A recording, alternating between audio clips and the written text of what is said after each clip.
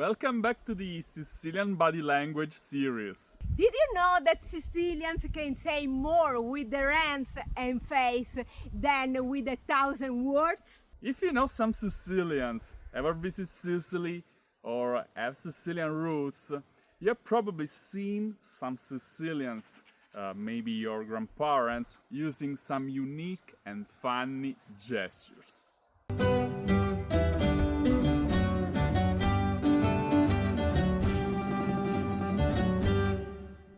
Do you know what this gesture means?